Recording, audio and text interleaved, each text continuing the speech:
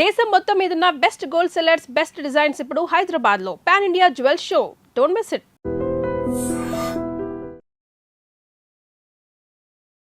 కనెక్టెడ్గా cinema కెరీర్లో ఉండడం కష్టం నార్మల్గా అయితే. అవును, బట్ నేను అనుకున్నా అప్పుడు అనమాట, మీరు బాగా మంచి హోమ్ బర్డ్ మీరని. అవును. మొన్న ఎప్పుడు కూడా రోజా గారు దేనికి ఫోన్ చేశారు, అంటే ఏదో ఒక విషయాన్ని ఫోన్ చేసినప్పుడు ఏం చేస్తున్నా అమ్మని అంటే ఇప్పుడే స్కూల్కి వెళ్ళొచ్చాను పిల్లలు అంటే 100% హౌస్ వైఫ్ అనమాట. అవును, అంటే తను మంచి వీరవనిత కదా. అవును, మన రోజా అయ్యో అసలు అసలు అంత నా వల్ల అయితే కాదండి. అలాగా అంత డేర్ అండ్ డాష్, ఒక ఇండస్ట్రీలో ఒక ఎంత మంచి ఆర్టిస్ట్ అంత మంచి పొలిటీషియన్ కూడా. తను మంచి స్పీకర్, మంచి స్పీకర్. వావ్, అసలు దేనికి ఎవరికి భయపడదు. ఏది మాట్లాడాలనుకుంటుందో అది అంత డారింగ్ అండ్ డాషింగ్ మాట్లాడుతుంది. సరే, తర్వాత దాని మీద విమర్శలు ఎలా వస్తాయి ఏమొచ్చే తర్వాత విషయం, కానీ ముందు మాట్లాడాల్సి ఏమనుకుంటారో అది మాట్లాడేస్తారు, ప్రవాహంలో మాట్లాడేస్తుంది. అయితే మీ ఇందాక coming back to the point, ఇప్పుడు మీరు అంత ఫ్యామిలీ లైఫ్లో అంత ఆక్యుపైడ్గా మీరు అంత నిండా మునిగిపోయి అందులో మళ్ళీ అసలు ఈ సెకండ్ ఇన్నింగ్స్ అన్నది ఎందుకు స్టార్ట్ అయిందండి? అంటే ఫర్ వాంట్ ఆఫ్ ఎర్నింగ్స్ కాదండి. యాక్చువల్గా నాకు సినిమా ఇండస్ట్రీ నేను చాలా ఇష్టపడి వచ్చాను. అవును, ఇంట్లో అందరితో ఫైటింగ్ చేసి నేను అయితే హీరోయిన్ అయితే లేకపోతే చనిపోతానన్న ఆ లెవెల్కి వెళ్ళాను నేను అనమాట అప్పట్లోనే. సో అంత ప్రతిఘటన ఎందుకు వచ్చిందండి? నాకు ఏంటి, హీరోయిన్ కాకపోతే నేను చనిపోతాను అన్నంత. అంతే, ఫస్ట్ వచ్చి నేను అవ్వాలనేది ఫస్ట్ వచ్చి ఇష్టం అండి, ప్యాషన్.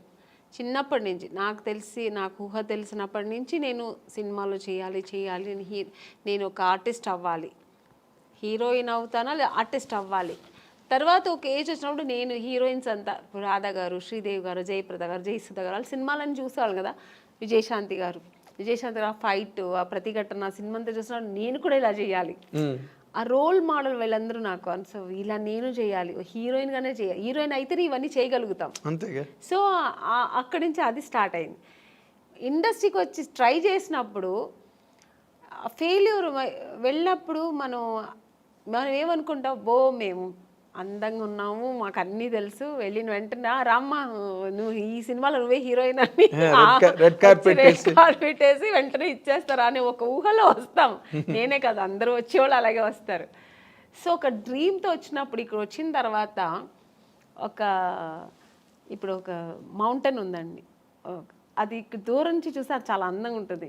దగ్గర వెళ్ళిన తర్వాత ఎన్ని రాళ్ళు ఉన్నాయి, ఎన్ని ముళ్ళు ఉంటాయి, దాన్ని అక్కడ ఎక్కడానికి ఎంత కష్టం ఉంటుంది అనేది తర్వాత తెలుస్తుంది.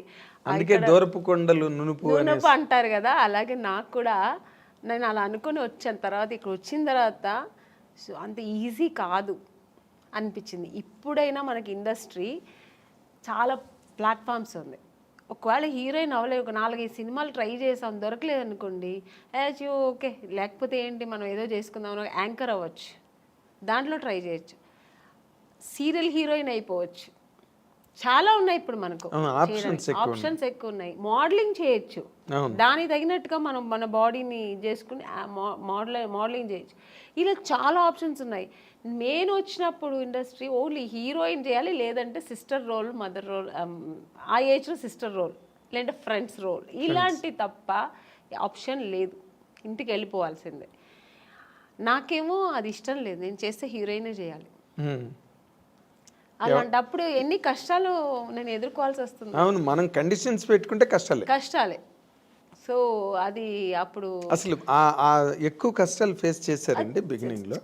తప్పకుండా, ఎందుకంటే నాకు చెన్నైలో ఎక్కువ తమిళ్ ఇండస్ట్రీలోనే ఎక్కువ నేను ట్రై చేశాను. నాకు అప్పుడు తెలుగు టచ్ లేదనమాట. అక్కడ తమిళ్లో ట్రై చేసేటప్పుడు మా నాన్నగారు ఫ్రెండ్, ఫ్యామిలీ ఫ్రెండ్, ఆయనకు కూడా తమిళే తెలుసు, ఆయనకి తమిళ్ అతనే ఆయన కాబట్టి తమిళ్ ఇండస్ట్రీకి ఆయన నన్ను చుట్టి తీసుకెళ్ళేవారు అనమాట. కంపెనీస్ అక్కడ ఉన్నారెళ్ళమ్మా అక్కడ. సో ఇవన్నీ అక్కడ ఫేస్ చేశాను. బట్ నేను తెలుగులో ఫేస్ చేయలేదు, డైరెక్ట్ హీరోయిన్ అయిపోయాను. నేను అనుకొని వచ్చాను కదా, అది ఇక్కడ దొరికింది. అక్కడ చాలా కష్టమైంది. అంటే ఇక్కడ వచ్చేప్పటికి చాలా ఎక్స్పీరియన్స్ అయింది నాకు. అంటే అక్కడ ఒక ఎస్టాబ్లిష్డ్ పొజిషన్కి వచ్చాక కదా ఇక్కడికి ఇక్కడికి వచ్చింది. వచ్చాను. అక్కడ ఎస్టాబ్లిష్ అవడానికే ఎస్టాబ్లిష్ అవ్వలేదు, చేస్తున్నప్పుడే అంటే హీరోయిన్ ఛాన్స్ దొరికింది. నేను పడిన కష్టాలకి హీరోయిన్ ఛాన్స్ దొరికింది, బట్ నేను 100% అక్కడ సక్సెస్ అవ్వలేదు.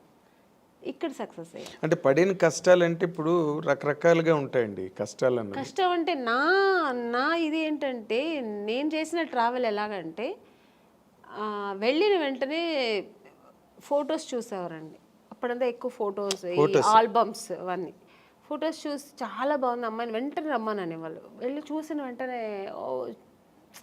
ఈ అమ్మాయి ఎక్కడో వాళ్ళ ఫేస్ ఎక్స్ప్రెషన్స్ మారిపోయేది. వాళ్ళు ఏదో హై ఎక్కడో ఒక ఫుల్ దీంట్లో ఉంటారు, ప్లెడ్జ్లో ఉంటారు. ఓ ఈ అమ్మాయి ఇంత అందంగా ఉంటే ఇంక డైరెక్ట్గా ఎంత ఉంటుందో అనుకొని ఒక ఊహలో ఉంటారు. నన్ను చూసినండి, మేము కొంచెం అంత నార్త్ ఇండియన్ కలర్స్ కాదు, హైట్ ఉన్నాం కానీ నార్త్ ఇండియన్ కలర్ కాదు. మెయిన్ ఆ కలర్ కాంప్లెక్షన్ కదండి ఫస్ట్ మీకు లుక్ ఏమిస్తుందంటే ఆ కలర్ కాంప్లెక్షన్ చూసిన వెంటనే బాగుంది అనేది అనిపించేది. అక్కడ నేను ఫెయిలియర్ అయ్యేదాన్ని చూసిన వెంటనే. కలర్ దెబ్బ కొట్టింది మిమ్మల్ని. ఇంకొకటి మీరు చెప్పినట్టు ఇప్పుడు ఆ స్పీకింగ్ మనం చూసిన కొంతమంది పడపడని మాట్లాడేస్తారు. నేను కొంచెం అలా మాట్లాడను, రిజర్వ్డ్గా ఉంటాను. నమస్తే కూర్చుంటా, అడిగిన దానికి ఆన్సర్ అంతే, ఎక్స్ట్రా నేను మాట్లాడను కూడా. అది ఎంత వాళ్ళకి ఏంటో అమ్మాయి నిజంగానే యాక్టింగ్ చేస్తుందా క్యారెక్టర్ అని ఎక్కడో వాళ్ళకి ఏదో ఫీల్ అయ్యేవారు. సార్ చెప్పి పంపిస్తాం అనేవారు. ఇలా ప్రతి ఒక్క కంపెనీలో జరుగుతుంది. కానీ తమిళ్లో మీరు కలర్ అంటున్నారు, సావిత్రి గారు భయంకరమైన కారు నలుపు, వాణిశ్రీ గారు మామూలు నలుపు కాదు, ఆవిడకి 4 గంటలు 5 గంటలు మేకప్ చేసేవారు వాణిశ్రీ గారు. కరెక్టే అండి, మీరు చెప్పేది కరెక్టే. బట్ నేను వచ్చేప్పటికి ట్రెండ్ చాలా మారింది. అంత అప్పుడు ఉన్నంత ఇప్పుడు సావిత్రి గారు అప్పుడు ఎంత లావు ఉన్నవారు, బట్ చక్కగా ఫేస్ అందంగా ఉంటే ఓన్లీ ఆ ఫేస్ చూసేవారు అనమాట. మీకు ఆ స్ట్రక్చర్ చూసేవాళ్ళు కాదు. ఈవెన్ భానుమతి గారు కానీ మన వాణిశ్రీ గారు కానీ అప్పుడంతా స్ట్రక్చర్ ఏమి చూసేవాళ్ళు కాదు. ఫేస్ వర్క్ అప్పుడు అన్న ఓన్లీ ఎక్స్ప్రెషన్స్, యాక్టింగ్ ఇది చూసేవారు అనమాట. ఆ తర్వాత జనరేషన్ ఇప్పుడు శ్రీదేవి గారు వాళ్ళంతా వచ్చేప్పటికి స్ట్రక్చర్ మెయింటైన్ చేసేవాళ్ళు, అందము అన్నీ వచ్చేసింది కదా. సో అది అప్పటికే మీకు నార్త్ ఇండియన్స్ చాలా మంది వచ్చారు. నగ్మా గారు అప్పటికి వచ్చేసారు, మీ టైంకి వచ్చేసారు. సో అక్కడ అదే వచ్చింది. ఖుష్బూ గారు వీళ్ళందరూ ఇక్కడ ఎంటర్ అయిపోయారండి. వాళ్ళంతా వచ్చి ఇక్కడ అప్పుడు సామ్రాజ్యం ఏలుతున్నారు. ఆ టైంలో నేను ఎంటర్ అయ్యాను. అప్పుడు ఎలా ఉంటుంది చెప్పండి. సో అంటే కొన్ని సినిమాలకి ఇలా ఉంటే చాలే అనుకొని దొరికేది వేరు. అన్ని కమర్షియల్ సినిమానికి అలా అనుకోరు కదా. గ్లామర్ హీరోయిన్ కావాలనుకుంటారు, చాలా అందం మంచి కలర్ కావాలనుకుంటారు. సో అక్కడ మనం ఫెయిలియర్ అవుతాం కదా. అవును 100%. చూడగానే వెంటనే మైనస్ మార్కులు పడిపోతాయి. ఇప్పుడు కొంతమంది పర్వాలేదు, మనకి మెయిన్ కావాల్సింది ఫేస్ అందము, స్ట్రక్చరు, యాక్టింగ్, ఇది చాలు అనుకునే డైరెక్టర్స్ కొంతమంది. లేదు నాకు అలా కలరే కావాలనుకున్నది ఎక్కువ మంది అప్పట్లో. ఇప్పట్లో కూడా ఎప్పుడైనా అందుకని బ్లాకిష్కి అంత తొందరగా వచ్చిన తర్వాత ఇప్పుడు మధ్యలో కొంచెం ట్రెండ్ మారింది. మన దీపికా పడుకున్నంత ఒక డస్టీ కలర్ అని అది ఇప్పుడు ఫేమస్ అయిందండి.